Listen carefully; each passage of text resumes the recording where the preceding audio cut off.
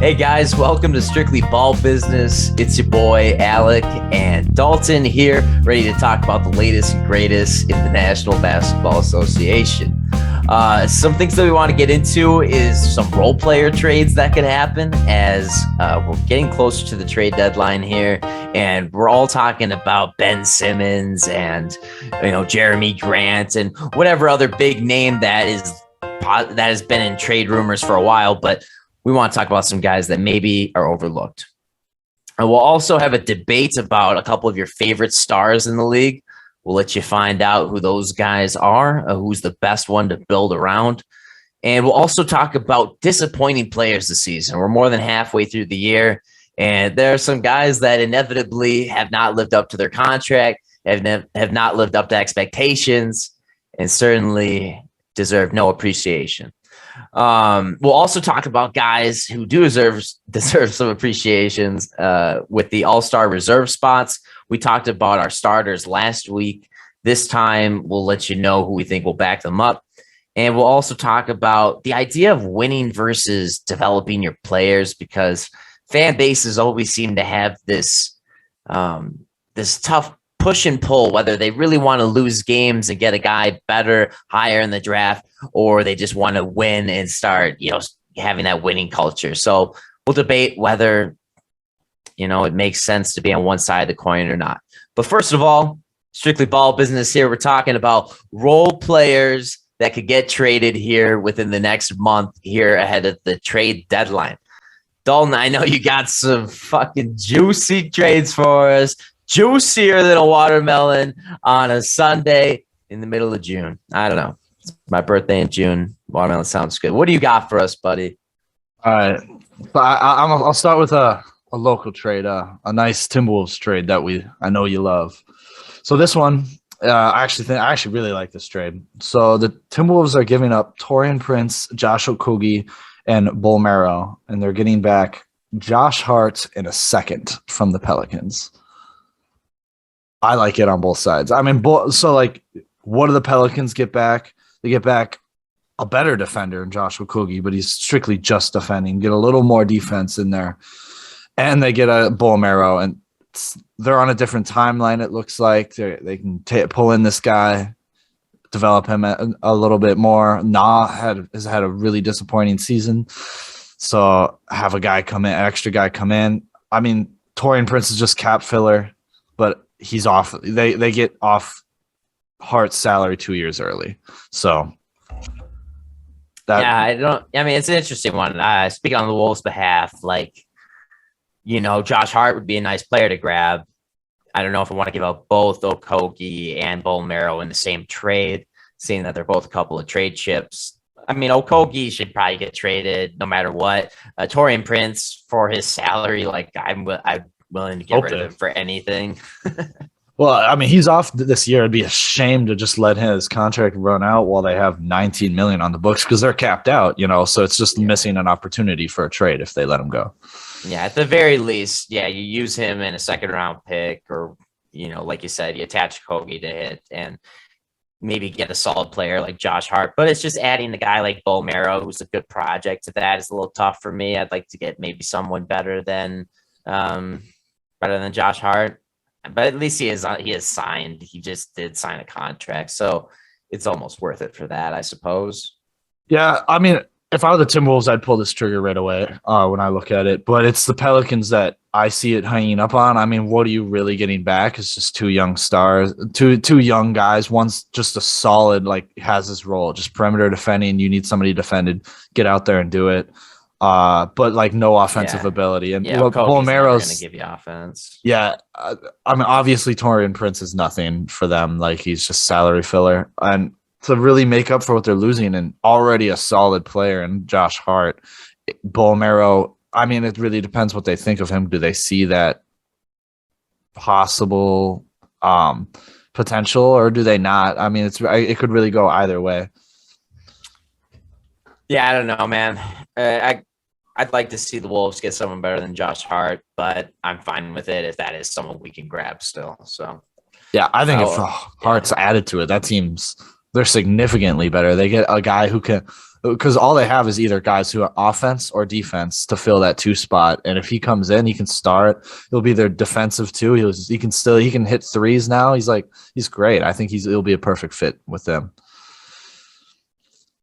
We'll see, man. What other offers you got here? I know you got some more. So this one's this one's not as much of a role player. Well, it's trading 2 role players, but it's just kind of an interesting that I thought of it.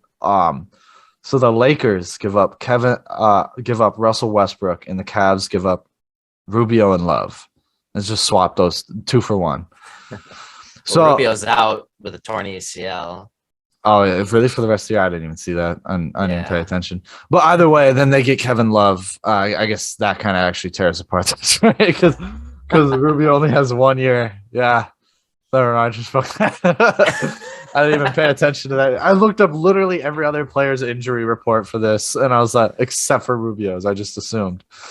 Yeah, my bad. No, man, my boy Rubio. That's brutal to hear. Yeah, in theory, I thought it would be a decent trade because the Lakers get back a starting caliber point guard. I mean, he can start, assuming all that talent's around them. They get a guy in Kevin Love back shooting, makes up for. No, you would have been able to sell me on it if there was no torn ACL. And Cavs get more star power, which they'll need to propel them through the playoffs. Which right now I don't see them going deep in the playoffs. They're a great team; they work well. I just don't see enough star power with the team they have. There you go. My boy Evan Mobley's a star. The fuck are you talking about? He's not to that star potential yet. I mean, he's gonna get there, no doubt. But I don't know if he can carry them in a playoff team. LeBron.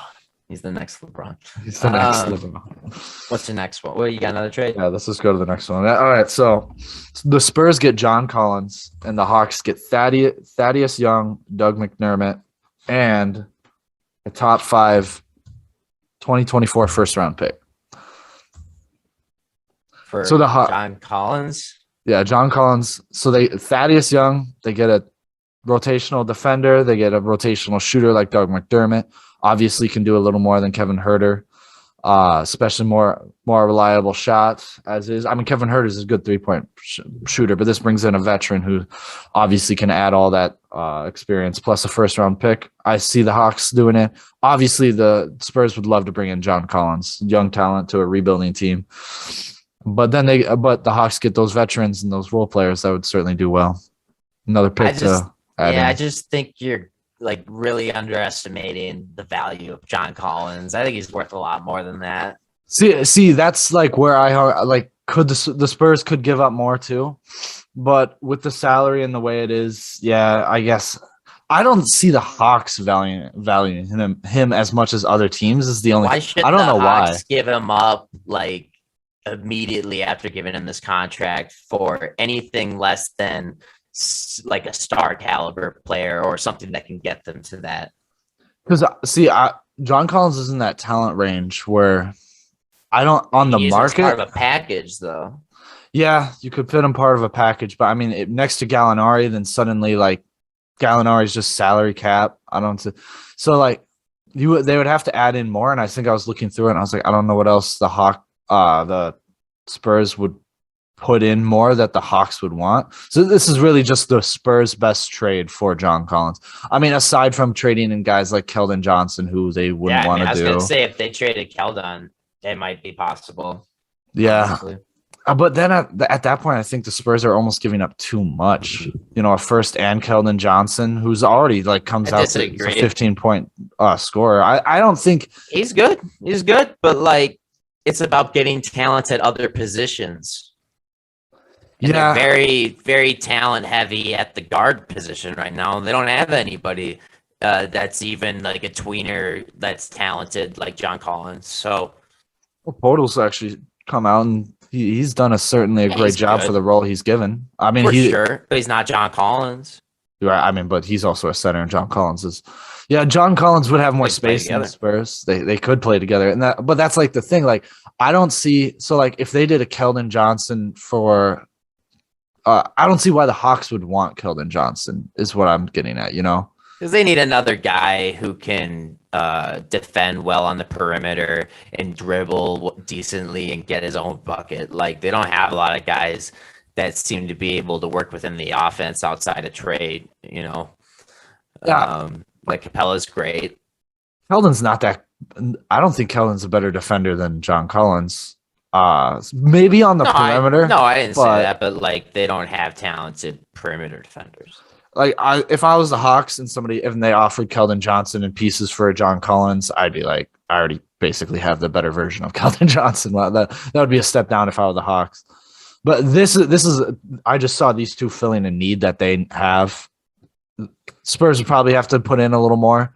I don't know what the Hawks would want back aside from another pick. And if I were the Spurs, maybe adding another first would do it. But all the Hawks would want is to take those firsts and put them in another trade, like attached to Gallinari's. But yeah, I see your point. Yeah. Well, throw a better trade at me. All right, this one's pretty role player like. It's pretty fringe. So the Hornets get Thomas Bryant. Wizards give up Ish Smith, Vernon Carey Jr., and Kai Jones. So this is propelled by the up and coming Daniel Gafford, right? So he's coming in. If they really think that he can be better than Thomas Bryant, obviously Harrell's doing a great job off the six man. Then the Wizards are like, all right, we'll move Thomas Bryant. Hornets have been dying for a comparable center for years. They'd be like, yeah, we'll take Thomas Bryant. He's a solid center. He can certainly be a starting center on a team. Not sure about a championship team, but certainly he can help them raise their ceiling. And they're just giving up two young guys in Kai Jones and Vernon Carey, who obviously are projects. The Wizards are in that fringe line. They're not ready for a rebuild, but they're ready to compete. 2 years down the road, maybe they'll be in a rebuild, just like the Magic, where they hung out in the playoffs for 3 years and now they're in a rebuild. And then by that 3 years, Kai Jones and Vernon Carey ready to get some more playing time. Ish Smith's just to fill salary. He's going back to the Wizards as salary cap filler. I think by all accounts, for what I've been seeing out there, is that the Wizards are buyers at the moment. And barring any drastic changes before the deadline, I don't see that changing. I don't think they should give up a lot for anyone till like Beal signs an extension. But it does sound like with their position, they're 27, maybe they can get themselves over the hump with a better player added to this roster. Yeah, well, so it's not even like a buyer seller thing. They're gonna have to make a decision between one of those centers have to go, whether it's Harrell, Bryant, they don't or have to make Gafford. that None of them. decision yet. I mean, I did see though that it seemed like Harrell might be the guy on the move. Really, Harrell's played great for them, but I mean, has 1 year left. Bryant has 1 year left, and Gafford. I don't know Gafford's contract, but I think this is the year, this is the season they're going to have to make that decision. I mean, if not, they're just letting someone go, and that's not worth it. Yeah, Gafford recently signed a 4-year, $50 million extension this last offseason. Yeah, so they're going to have to choose between Bryant or Harrell. Honestly, I mean, you could go either way. Like throw Harrell in here. Obviously, they would pick up more, but I don't think Harrell's a starting center on any team. He's obviously excelled in the role that the Wizards put him at as backup big. He failed with the Lakers as that, prospered greatly with the Clippers as a backup big.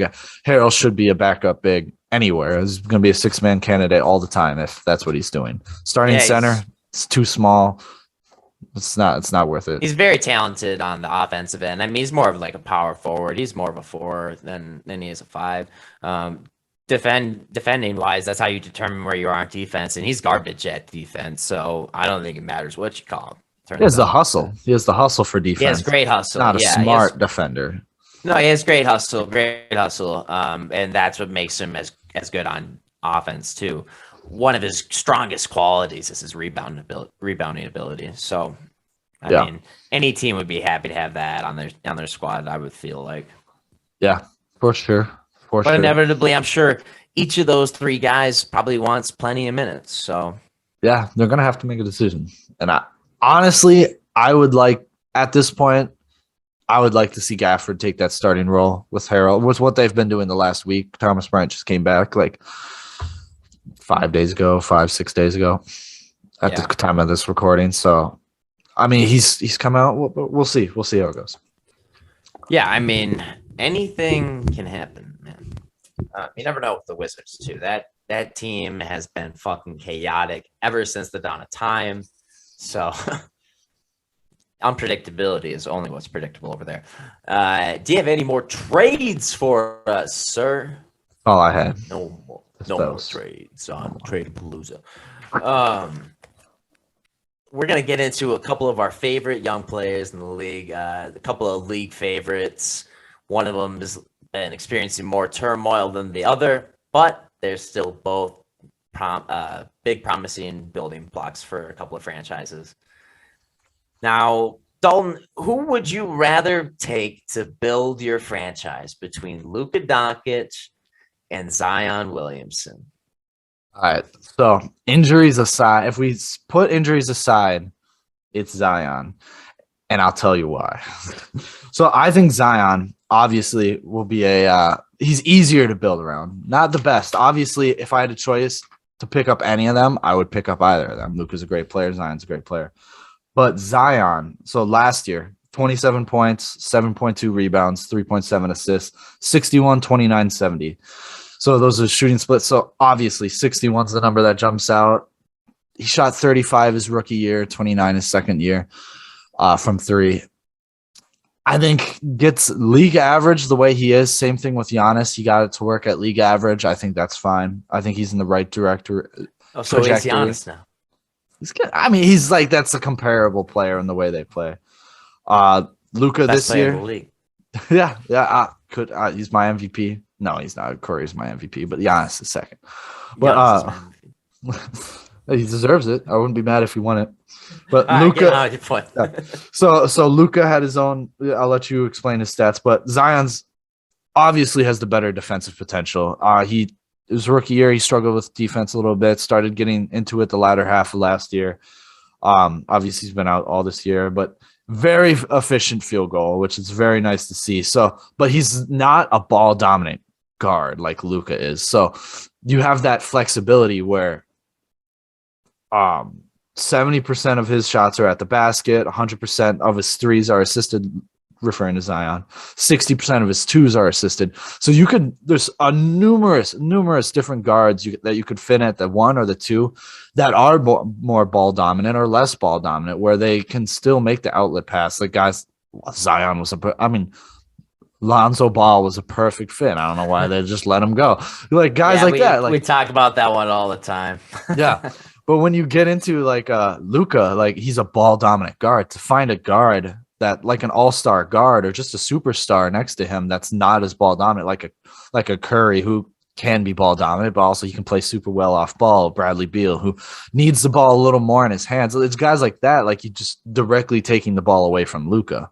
But when you get a build around a guy like Zion, obviously, like he doesn't need the ball all the time. He's not going to bring the ball up I mean, he could, I guess, but you're going to have someone else bring up the ball, so they're going to have a higher usage. I mean, he only has Zion has a 30% career usage rate, and Luka has a 35. So I mean, 35. So obviously, Lucas has gone up the last few years up to like 40%, and it's getting higher as the team grows. So he doesn't need the ball in his hands, and it's just easier that way to get a second star that can, rather than finding a second star that plays more off ball or doesn't need the ball to be effective like you'll need with Luka. And also, Zion gets to the free throw a lot better. He can get to the line and create his own, like not just being super efficient at the line. I mean, at the on inside, about, like I said, 70% at the basket. He has a 50% free throw rate, as Lucas is only like 39. And honestly, their 3-point shooting is not that different. I mean, they both Zion shot 29% last year. Lucas shooting 29% this year. Granted, Luka obviously takes 8 a game. So it's like, yeah, I mean, it's a big step down in Luka's shooting percentage this year. I expect it to go back up for his 3-point, that is. Luka's career 3-point has only hit league average at 35. And Zion's rookie year, he was at 35. For it to be down 6%, that's a lot. You got to expect it's going to go back up. Yeah, well, I'm just saying it's not as extreme. It's not this large deficit between Zion and Luka as for the 3-point shot, aside from volume. Obviously, Luka's taking more. Zion's taking part. Yeah. However, Zion's as efficient as you need him to be down below, more than. So that's what obviously they both need shooters next to them. That's not the worst thing. Like Luka's a better playmaker. There's That's that. the case with any star in this Yeah. league. But as a power forward, Zion, he's certainly up to 4 assists his last year. Like this guy's more of a playmaker than the typical power forward would be, I'd say. Aside from like your Draymond Green, Aaron Gordon, usually they're pretty stagnant off-ball type players. So he certainly can be a decent playmaker as is. I just see him easier to build around than Luka as a ball dominant guard like Luka. That's my argument. Well, Luka is so ball dominant that he's led the league in usage percentage the last 2 seasons. The man is the controller. Why would you want to start your team with anyone else than a guy that can control the entire map? Now, unfortunately, the Mavericks, they don't have like talented players around him. You plop Luka on that team that New Orleans has and replace Zion with Luka, it's a fucking probably a top 2 seed in the West, guaranteed. Wow, Maybe really? top, for sure. Fucking, it would have Luka who'd be dishing it out to Brandon Ingram. He'd be tossing it out to my boy Jonas Valanciunas, Josh Hart. We were talking about him earlier. He's good too. That'd be a great squad. It'd be a great squad if Zion was there too. But he's never healthy, which is why that is one of the greatest reasons why Luka is the better option, because Zion's missed more games than he's played. And I understand like the argument you can have that he's gonna have the same trajectory that Joel Embiid has had, but I would say that is best case scenario for sure. Like, best case scenario, you're nursing this guy for a quarter of the season, every season till the rest of his career. He probably retires a little earlier, but he's a star every year. That's best case scenario. It could fucking totally go Greg Oden on this bitch too, or it could go anywhere in between. We don't really know. So I don't know. To invest a ton of money in him after this year, I would be scared about doing that. I think maybe they have another year to wait on that, hopefully. Because right now I would start my team with Luka, the guy who's been there, the guy who dominated with Slovenia over in the Olympics, the guy who has averaged over 25 points or over 23 points a game every year in his career, basically. He's ascending. The scoring's going up every year. And, his turnovers aren't great. I'll admit that. But his shot percentage isn't a falter of being poor at taking shots. It's just a matter of taking the wrong ones. And hopefully the older he gets, the more mature he gets, that's only going to get better as well. And we've seen his clutch gene, man. This guy is one of the most clutch players in the entire league with his step back 3 especially. And I don't know, he's got something. He's got that X factor is what I feel like. Not who's the better player. It's who's easier to build around. And Luka's defense might get a little better than it is now, but Zion's defensive potential, he already took a huge jump his second year, and once he gets back, I expect him. And it's not like he's a failed concept. He's 27 points last year. I think it was 24 the year before.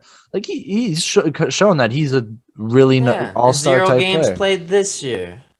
Most of that's due to that they didn't want him to come back. That's where all that friction was. Right. But then he re-injured it because his fat ass can't carry the weight. Yeah, he does have to lose weight. That's the truth. And also,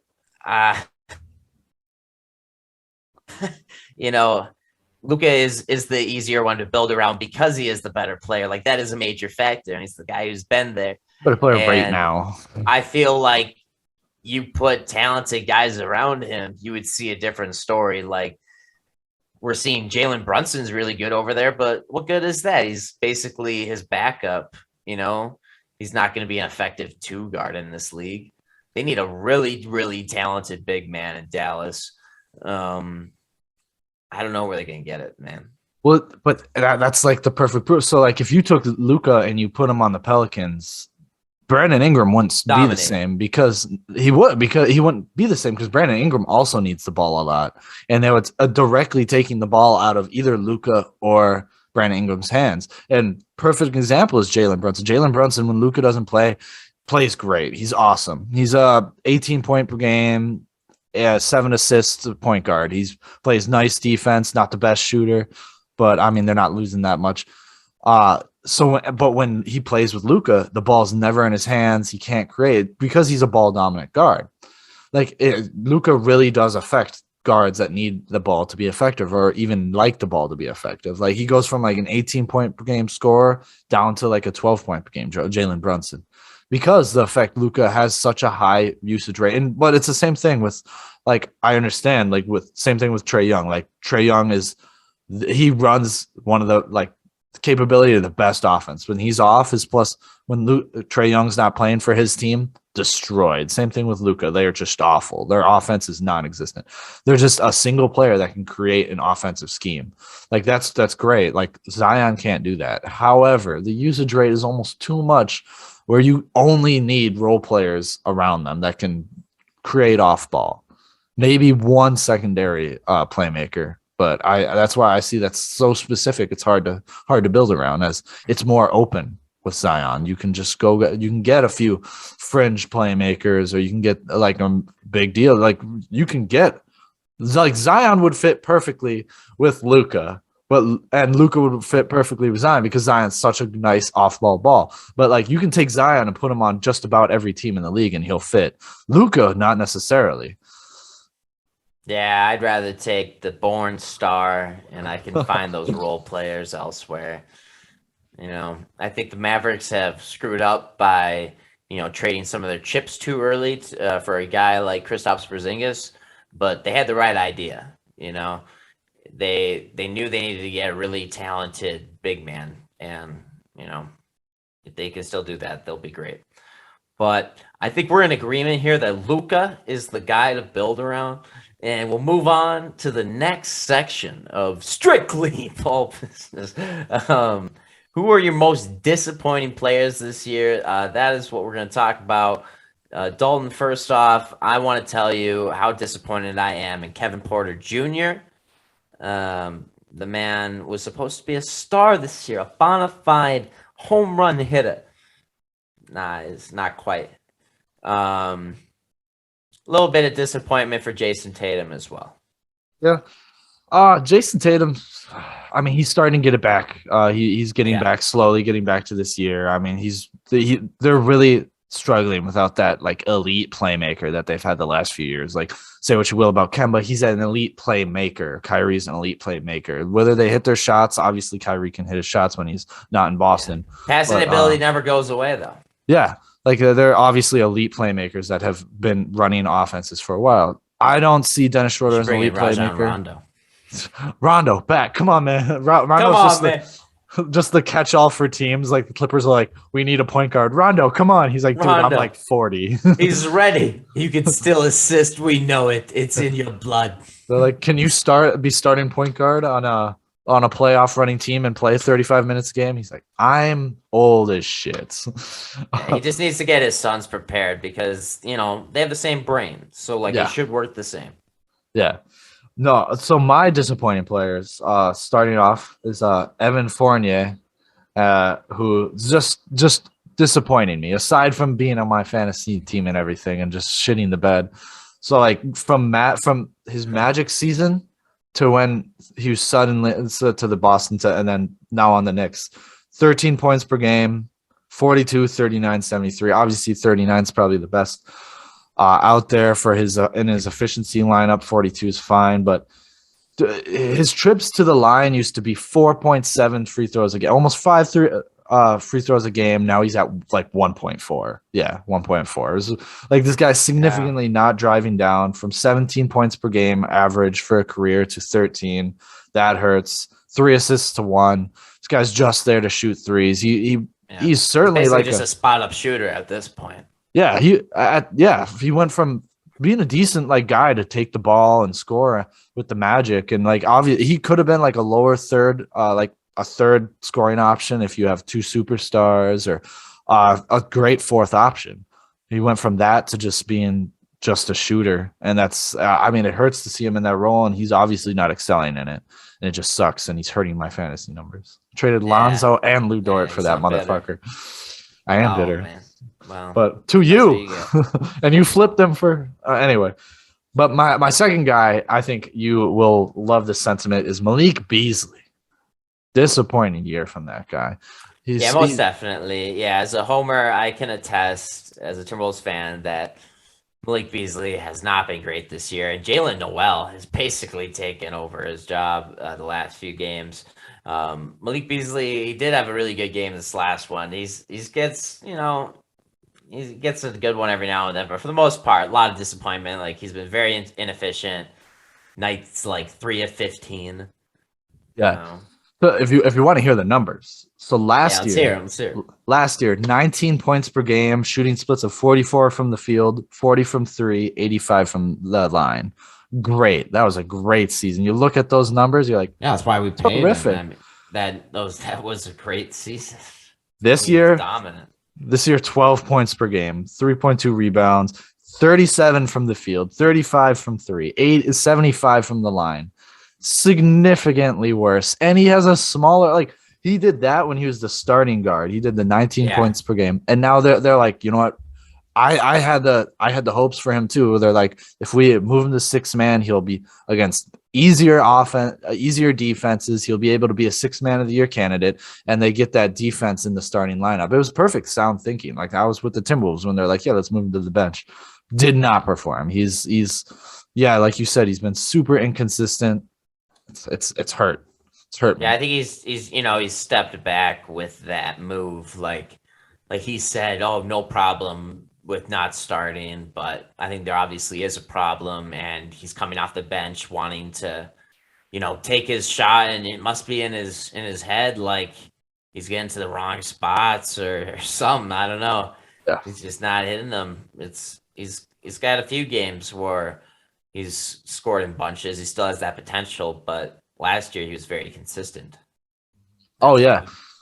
Last year only 50, not only, that's kind of a huge percentage, but 54% of his shots came from three. 54 of his shots came from three. But he hit them at what was the rate? 40%. Like that's fine. Like take all those shots if you want. This year, 73% of his shots are coming from three, and he's shooting 35%, league average. That's kind of a steep drop. Like maybe not shoot as many. It's not working. Like I think he hit the golden spot with where he was. And I still think it was actually the same amount of attempts per season, actually a little less. But now that he has lower minutes, he's like, I'm just going to keep taking the threes and be like, yeah, that's not necessarily doesn't translate. Like because you get less minutes, within the minutes should be proportional to the shots you take. You shouldn't be taking 73 shots from three if that's all you're getting, all the shots you're getting. Like he was a good drive. He was able to get in and drive and be an all type of scorer. Now he just takes contested threes all day. Yeah, you gotta drive it in every now and then. I've seen him do it a little bit more lately, but Jalen Noel's done it a lot more consistently, and that's why he's been getting more playing time. Yep. But my last disappointing player that I will mention in this video is Isaiah Stewart. Now, it's not like he showed the potential. It's not like he was a huge player, but so 7.6 points per game, 8 rebounds, 1.3 blocks, 51, 10, 67. Obviously, 51, you hear 51 is fine, but this guy, last season, he's showed all this potential, like great rebounding, great defense when he was the backup center. And it was great to see. He's only getting 19 minutes per game. And you're like, okay, that's pretty good. But so when he got moved to the starting at the beginning of the year, you're like, big things are going to come from Isaiah. He's going to get this role. He's going to be over a double-digit scoring, hopefully close to double-digit rebounding. His defense is going to be great, and he just hasn't. Scoring has gone down. Free throws gone down. Field goals gone down. 3-points gone down. Steals has gone down. He was a decent perimeter defender. I mean, at least steals or interceptor in that way, but he just didn't show this growth this second year. And maybe it's too early to jump the gun, but I was definitely disappointed by his season so far. Yeah, no doubt. I mean, he was a guy you were just hoping would take a big leap this year, with it being year 2, right? So it just hasn't happened. It's another guy who I was hoping would take a big step on that team was Sadiq Bey. He's just was really playing poorly to start the year. He's been more efficient lately, but like his numbers are about the same what they were last year. I was hoping the points per game would go up at least.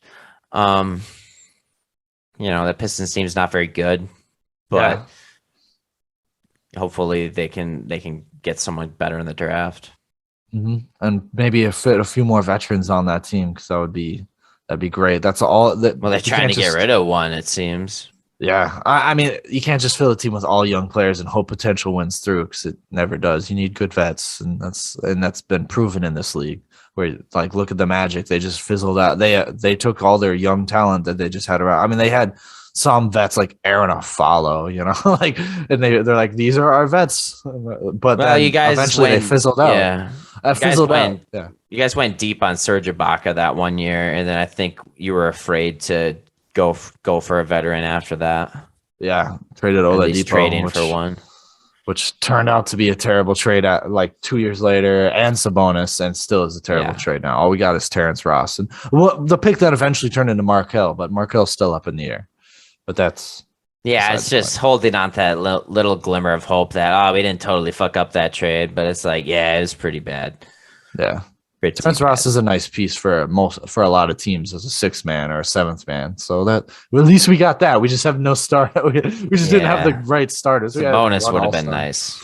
Sabonis would have been nice. Sabonis next to that team would have been, if they would have kept all those guys, it would have been like, I don't even know who would have been their point guard. Probably Elfrid Payton, for example. Elfrid Payton, Oladipo, Tobias Harris, Sabonis, Vucevic with Aaron Gordon off the bench. That's that team that they drafted. That would have been actually they got Tobias in a trade, but then they traded him away. Would they have been able to keep Tobias still? Tobias, I mean, assuming if they paid him, I mean, he obviously wouldn't have been as good as he did with the Clippers. Yeah, to the Bucks for Brandon Jennings. I gotcha. Well, anyways, let's get into our favorite topic, man. It's coming up here, the All-Star game. We're going to talk a little bit about our reserves for them. We already talked about our starters last week. You can watch our fucking video if you want to listen to that, all right?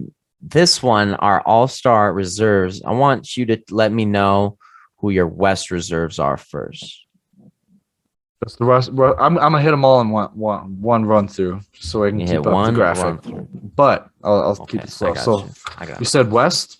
Let me start with the West. So my reserves. I'll start off with the easy ones like Luka, Luka Doncic, Ja Morant, Rudy Gobert, Devin Booker.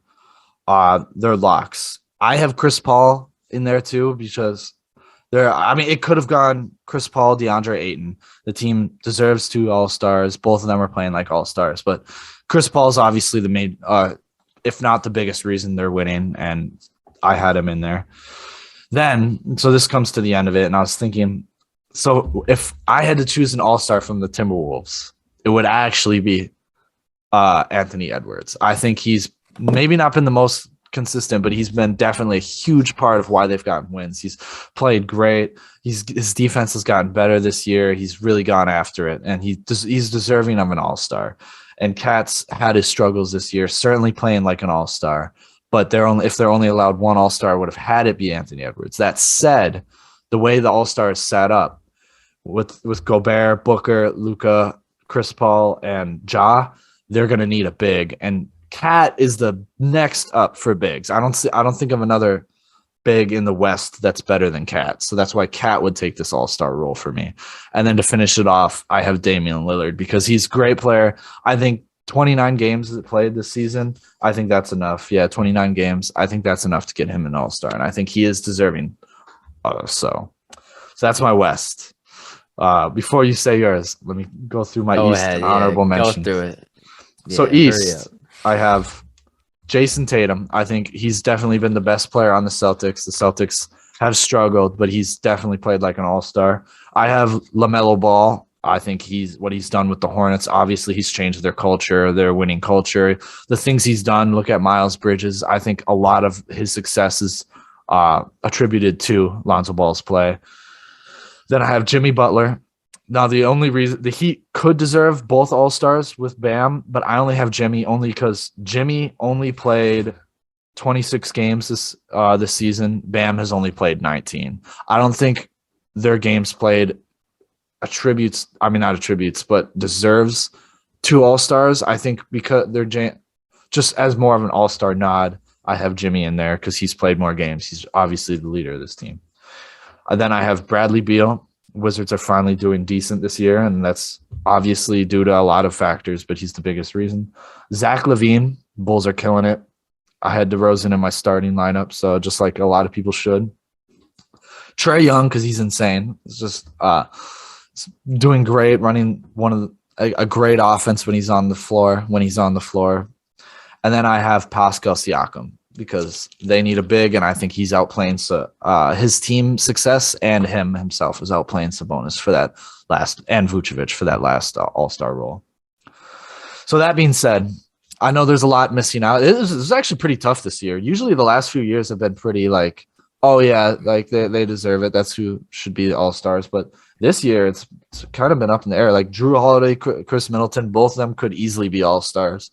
You can convince me of that. And if you had them on there, I mean, I could see you taking out Bradley Beal or Trae Young for either of those. Same thing for Jaylen Brown. I just don't think the Celtics deserve 2 All-Stars in this game. Sabonis, I mentioned, is great. Bam Adebayo could certainly earn an All-Star, but he's only played 19 games. I don't know if that deserves it. Obviously, with Kevin Durant being out now, somebody's going to have to fill in. Certainly could be Bam. I see Bam as probably the most likely. Julius Randle's played well. He's the best player on that Knicks team, but the Knicks haven't seen the success they wanted. And then in the West, DeJounte Murray, if he becomes like with Paul George out, certainly they need an extra run. I can see him fitting into that extra spot. I mentioned Anthony Edwards, Anthony Davis, though he's missed a lot of time. Same deal as Bam, and I don't think he would be there for the All-Star game anyway. And I mentioned DeAndre Ayton. And that's all my all my picks. That's my honorable mentions. That's who I had.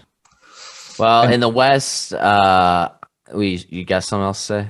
No, go on. Okay. We'll talk after.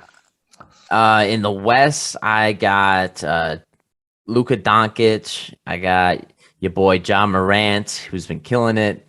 It was hard not voting him as a starter. Rudy Gobert, I had him as a reserve because I had Cat as a starter. Paul George, he won't be playing, but he had a fantastic season so far. Devin Booker, I think, definitely deserves a spot.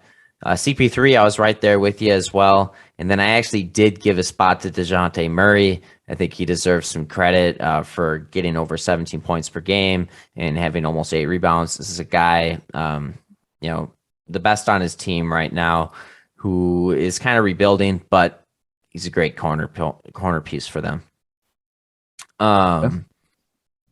East reserves, I went with Jarrett Allen. That dude was just eating up. He deserves some recognition, man. The amount of alley-oop dunks he gets from Garland are insane. He absolutely deserves to be there.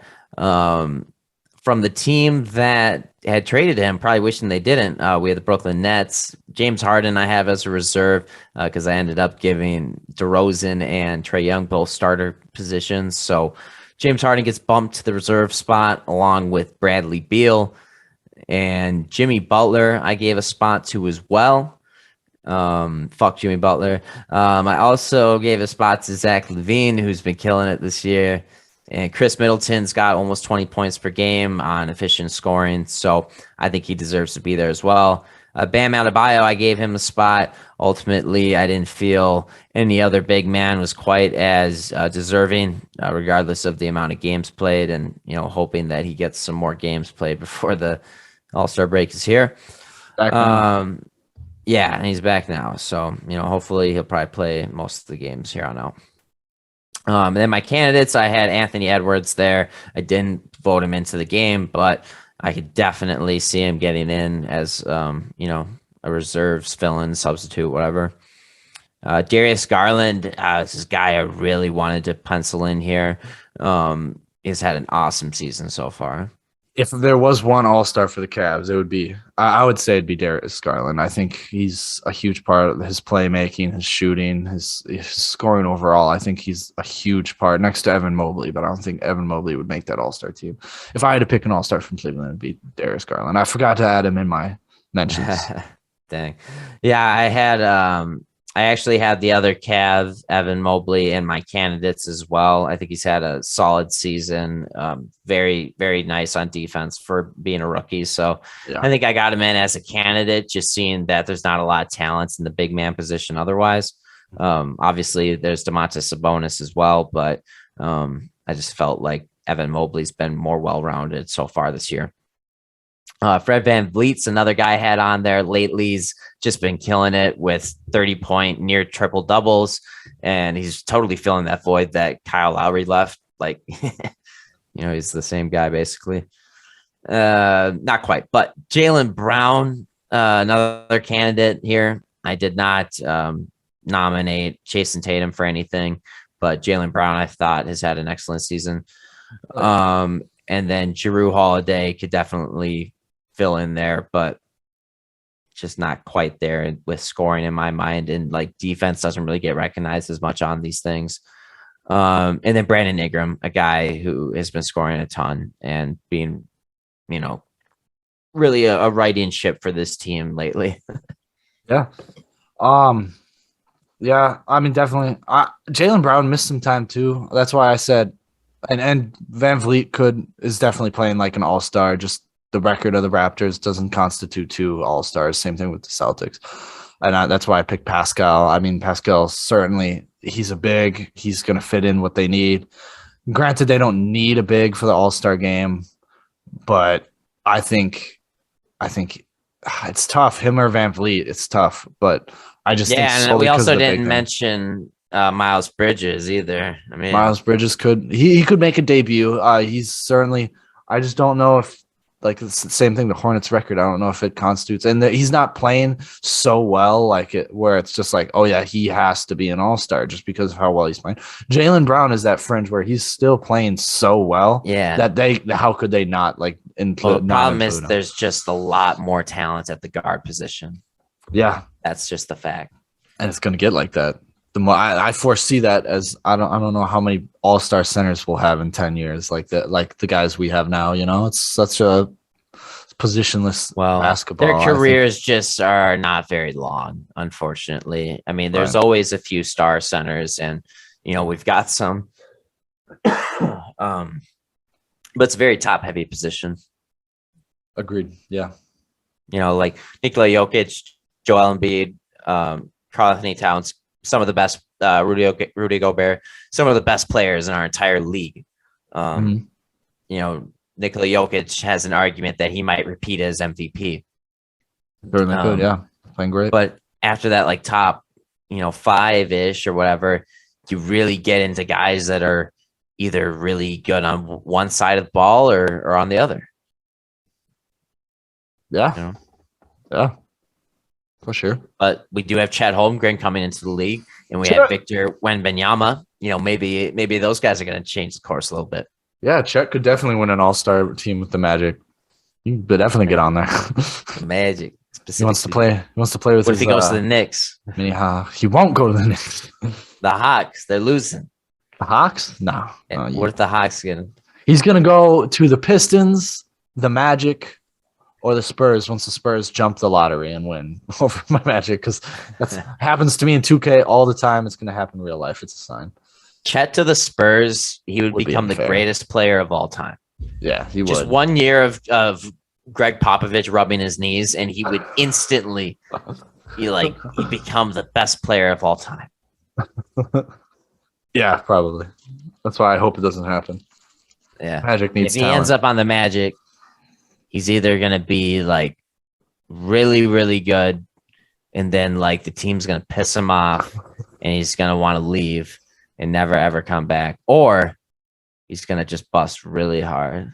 Oh, if he plays for the Magic, we're so good at developing centers. No other position, just centers. All right, yeah. So make your time with him well. As soon as you draft him, you're in buy now mode. You're in win now mode. Get him more stars because he's bolting the second he gets He the doesn't chance. need more than Franz Wagner. Franz is the GOAT. He's the white That's true. Bradley You guys Beal. do have We've said Franz. this. And Yeah. Cole. So he's got a lot of talent next to him. We just got to get some Yeah. role players.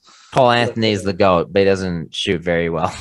Sometimes he doesn't shoot very well. He just has amazing games. Overall, his efficiency isn't that great, but he can light it up, and that man can rebound for how small he is.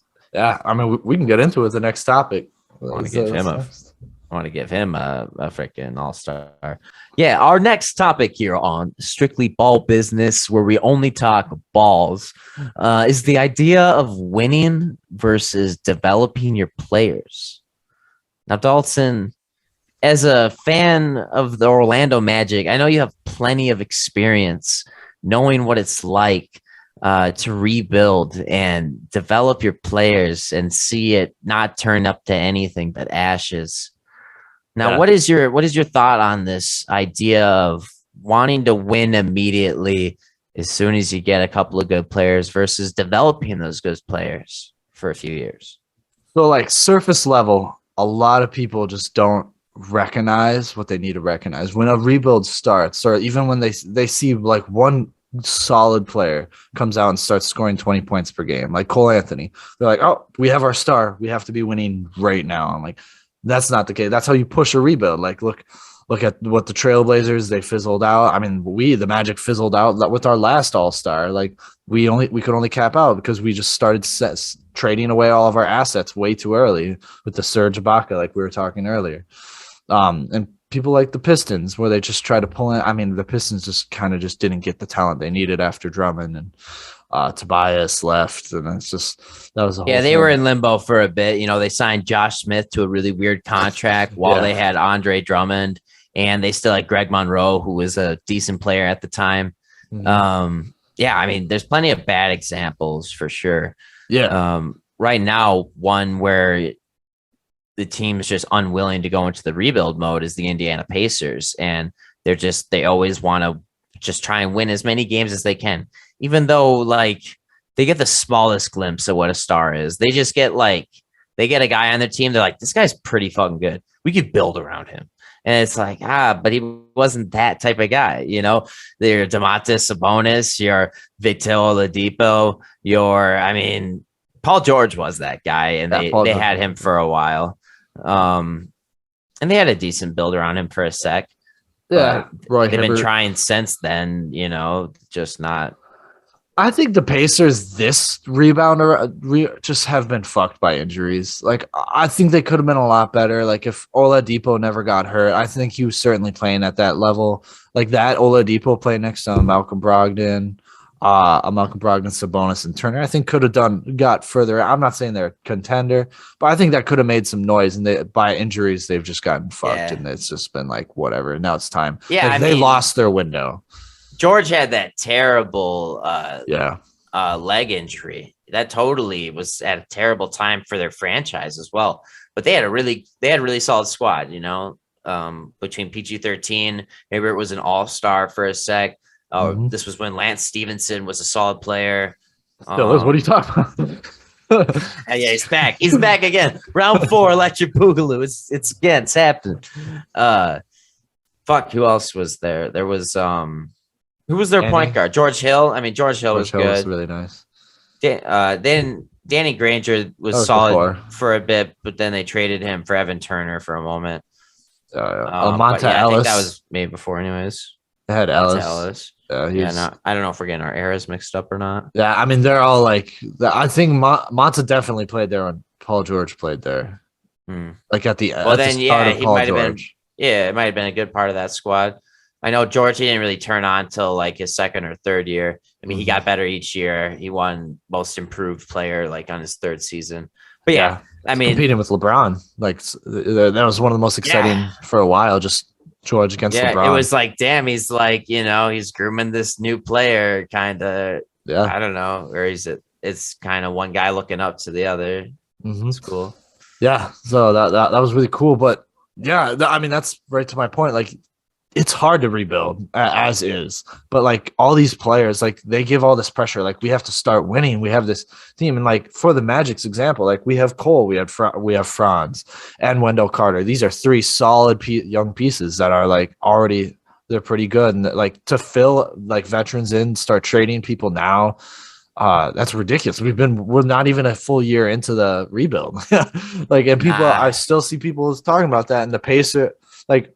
And on the other end of the spectrum, so like Timberwolves fans are like, just fuck it, blow it up. I'm like, dude, like we have like the talent. We just need to start filling it in with smaller role players at a time, and that's what we have been doing.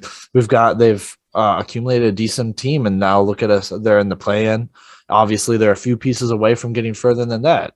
So like, people fan bases just get so fidgety, like. It was frustrating because we went early. The Timberwolves went early on the rebuild as well. When they traded for Jimmy Butler, they gave up Zach LaVine. Had they just kept Zach LaVine, you would have had an all-star player. But if you kept them, you maybe don't get Anthony Edwards either. So it's whatever, I guess, at this point. But either way, it pushed ourselves back. Like we ended up getting that number 1 pick. A lot of the reason was Cat was injured too. But then once we got healthy, we started trading for guys again. We got D'Lo. We made some really good under the radar plays like Jared Vanderbilt. We got in a trade. We got Jalen Noel, I believe, in the same trade. A couple of guys who are great now and solid components of this team. Jared Vanderbilt just keeps getting better too. And Malik in that same trade. That's where they got Malik in that same trade. Yeah, that was a huge trade. I think all they gave up in that one was Covington. Well, he was the real piece. He was the biggest real piece. They gave up some fringe. We gave up, Keita Bates-Diop too. Yeah. It was like, but I mean, for the most part, that was a great trade. And then, obviously there was the drafting of Anthony Edwards. Naz Reid was a good draft pick. Very great draft accumulate these players, they develop, they get better. Then you trade or you sign for new players. We're at that point now where the Timberwolves can trade or sign for a player, like maybe they trade for a Montrezl Harrell. That would be a big addition to this team. You don't want to give up too much either, but I think the Timberwolves should be totally willing to give up Jaden McDaniels if the trade makes sense. I think give up Okogie no matter what. I think Naz Reid is an interesting one if you're getting a solid player back, if he's packaging picks. Yeah, for sure. But I wouldn't, just give him up for nothing. Jared Vanderbilt, I know a lot of teams want him, but I would say he should be untouchable at this point. Jared Vanderbilt's untouchable. Unless you giving me something really good. I don't want to give up him as a package for Ben Simmons if I'm also giving up multiple draft picks. If I'm giving up Vanderbilt, I'm not giving up more than 1 first-round pick. With other players, with Jaden and maybe Noel involved. And Malik and whatever. That's fine. But I don't know. I don't think Vanderbilt should be a throw-in on a trade. No, I mean he's definitely a working piece, but that's my point. The Timberwolves, they gathered all this talent that they either traded for or accumulated, but when you're at the stage like the Magic and the Pistons and the Rockets, and people are frustrated because they're not winning games, it's they're rebuilding. You as a fan, you have to take your enjoyment not from winning, but from the development you see. I am ecstatic with the Magic team I see right now. We don't need to win right now. We're getting stuff out of Cole. We're getting stuff out of Franz. Mo Bamba has shown flashes. I'm not sold on him. Markel Fultz was playing really well, but like I said, Wendell Carter's fine. Shuma showed flashes.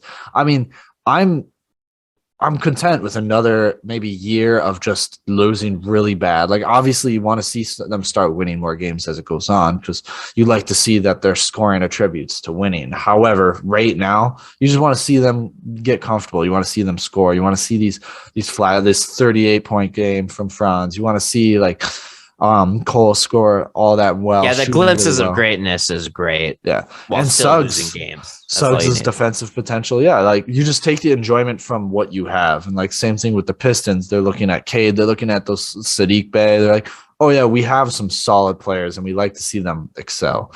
But if you're just Yeah. expecting wins, it's not fair to the players. Like they just But came into yeah, and this, you know. you don't know if those guys are going to be stars. Yeah, And trading for some other guys that aren't stars isn't going to make it any better. I did see that the Pistons put an offer out there for Ben Simmons. That was rejected. It was Jeremy Grant, a first round pick, and Kelly Olynyk. no, that's not a bad pickup for the 76ers. I think there's probably better out there, but I don't think that's the worst thing. I think Simmons is young enough where it's not like you're trading for Serge, who is obviously a win now, who was a win now player at the time. You're trading for a guy who's still, what is he, 23, 24, Simmons, who's still Yeah, pretty he's young. 24, And I like think. he may not, he's ready to win, but he would not hurt from entering a rebuild and building around him. Like if the Magic went out and got Simmons, I'd be like, okay, that's fine. Like I mean, because whoever he's trades for him is kind of indicating like, hey, we're in like a soft rebuild at the worst. Like if the Pistons traded for him, they would be saying like, hey, we're kind of accelerating our rebuild a little bit. We're assuming we're still going to get a high draft pick this year. We bring in Ben Simmons and we have Kate Cunningham already. You know, you don't need a ton more beyond that, but you're still going to have your own other draft picks, still going to have Sadiq Bey. But 76ers weren't about it, I guess. It sounds like, I don't know, if I Ben Simmons moment. Ben Simmons moment. I think he's ultimately going to end up as a Sacramento King because it seems like that team needs a change. It needs a roster swap. And the trade deadline is perfect time for that when guys are trying to save their jobs. So I definitely could see a De'Aaron Fox trade. And honestly, if the Sixers are really trying to trade Harris as part of it too, I wouldn't be surprised if the Kings are like, all right, well, sure, I guess we'll do Barnes and Fox for Harris and Simmons. Like it seems like they'd be willing to do it. I don't know. probably have to add in a little more than just Barnes because the Harris is definitely. But yeah, I see it as the Kings and the Pacers are the front runners. I don't see it'd be a surprise if you went anywhere else than the Kings and the Pacers. They clearly have the most assets they're willing to give up, and that's the key statement is willing to give up. So I think that's where he'll end up. I hope he goes to the Kings because it certainly raises their ceiling, and they'll be maybe not mediocre for too much longer. Yeah, they're just trying to make the playoffs at some point in this drought, not be a laughing stock anymore. And I bet in Ben Simmons' mind, it's kind of funny. I bet because he requested a trade from the number one seed 76ers, and now his favorite set destinations go to the Kings. And he's probably like, damn, well, at least it's in California, but I get what I want, but at what cost? At what cost? I mean, like, that's where careers go to die, Ben. Hey, he could definitely, like, if I were Ben Simmons, and I'd be like, yeah, I'll go to the Kings because he has the potential to be the best king of all time. Like, if he's there long enough. Like, why would you not? I mean, worst case scenario, he could do the remainder of his contract there. He's in California like he wants to be. And then after that contract's up, you know, the Lakers probably call him up because wait for LeBron to retire. Yeah, that's probably likely. Yeah, or Clippers or something. I don't know. I'm just excited for this Ben Simmons era to end. I'm like every day I'm like, oh, he could go there. Like I'm just tired of thinking about it. I've never seen it drawn out this long before. A player requesting a trade and then not getting traded. Like this is pretty ridiculous. Watch him not even get traded. He's probably not even going to get traded at the deadline. Like honestly, I don't think it's be a 76er until 2020, the off season of 2022. Yeah, I think they're just going to punt this whole year on him because the Sixers have been playing well lately. Joel Embiid seems to have their vote of confidence in waiting it out. And it's just like, damn, really? That just blows my mind, man. I mean, I don't know who you're going to get out in this offseason that's going to be better than a De'Aaron Fox offer if that's on the table now. I know. I'm with you. Like, if I had a chance for De'Aaron Fox, I would definitely take it. Or even Sabonis and Karras. Why would you not Yeah, do I that? mean, I saw a report that Ben Simmons apparently would need like 2 weeks of conditioning and whatnot before he could even start playing. It's like, well, what? This guy's not even in shape. What have you been doing, bro? Like, He's getting money. That was like he got what he wanted. He's getting paid. well, And he's still not working out. if I was the team looking to trade for him, why would I want to give up the farm for him, especially after a whole year of not playing? After a half a season not playing is one thing, because fine, he's still going to be really good. But after a whole year of not playing and like having questionable conditioning, it's like, I don't know, man. It worries me. I don't For think that injury matters to them. concern, a guy who tore an ACL before. Maybe that would matter to like a contending team, but teams like the Pacers and Kings are like, just give us fucking talent. Like, we don't care. Like, we'll take it. Come on. Like, we don't care. We'll take it. We'll take it. We're rebuilding. Cases are fine. Yeah, they're like, whatever. We just want talent. They're like, Kyrie, what are you doing? You want to come over? We don't vaccinate here. Honestly, yeah, Sacramento would love Kyrie. Yeah, but that's not happening. He's back now. He's going to play for the Nets. He's only going to play on road games. He's going to get exactly what he wants because people cave and like players have total control in this league now. So, but that's probably going to end up playing in the playoffs, even at home games, because I read something that it's just like a $5,000 fine for him to, if he got caught being in an indoor place, being unvaccinated. And so like people question if they would just like pay the fines, but. Yeah. I think Sean Marks is worried about the optics of that. Yeah, New York would probably fucking. New York would be pissed. They're like really strict. If you've been to New York City recently, they're pretty like, nah. Like even like the people, it's not like a passive thing. They're like, oh no, you vaccinated, you can't come in here. Hey, you're not vaccinated, you can't come into this fucking house. I'm at a house or store. Like you got to get the fuck out, all right? Yeah, I'm sure they got people. I don't know. I'm sure they got people that are in Sean Mark's ear about it, and it's like, all right, you're right. I can't do that. They already were tipping the toes with bringing Kyrie back as an away player only, but they did it. But I think that's a wrap, isn't it, buddy? I think so. I think we talked a lot. Man. Yeah, we talked a lot. This is probably like a 3-hour long episode. Strictly ball business. We only talked balls today. As always, I think it was episode 25. 25. Yeah, episode 24 was less. It's 25. 25. We'll get that. Quarter century. We're almost there. I'm 25 years old. So is Dalton, I think. Yeah. I don't know. How old are you? No, 25. I'm only like a month older than you. Anyways, it was our birthday episode, so sing happy birthday to us in the comments.